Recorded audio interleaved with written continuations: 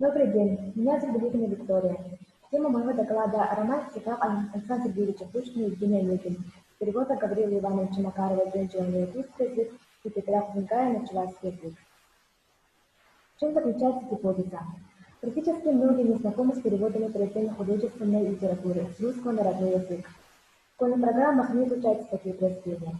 А ведь единым многонациональным народа России делает русский язык, русская культура. Именно они соединяются в слушании языки, формируют наше христианское самоопределение, позволяют каждому из нас ощутить свою принадлежность России, русскому миру.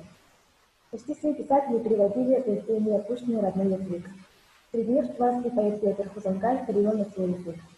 И, конечно, вершина истории перевода пушкинских произведений по праву считается перевод романа в стихах Евгений Онегин с главным поэтом Гаврилом Ивановичем Макаровым Женщиной. Цель исследования. Сопоставление отрывков текста оригинала и текста перевода. Методы исследования. Изучение литературы, сопоставительный анализ оригинала и перевода. Роман «Как мы знаем» написан специально Онегинской строкой. Настоящий как жемчужина поэзии сонет из 30 строк трехстопного ямба.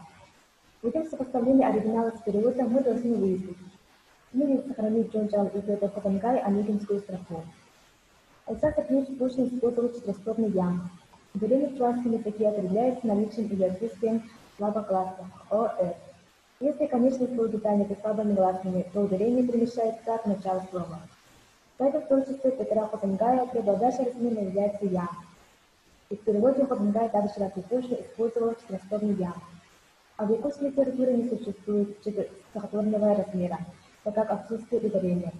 Вместо него существуют долгие звуки. Перевод Тунчанова и Хузангая каждый 40 из 8-9 слогов, как у Пушкина. В романе Пушкина есть отрывки, поражающие не только глубиной стилизания, но и дальше подбором созвучий слов. А возьмем, к примеру, отрывок, где поэт описывает модный в то время танец мазурку. Наша задача – выяснить, как передают ритм мазурки Пушкина и как его передают Тунчанова и Петр Хузангай. Ритм мазурки Пушкин передает с помощью аллитерации, созвучия громких согласных Р, Л, М, Т, Ж, В, Г и употребление слов исключения согласных.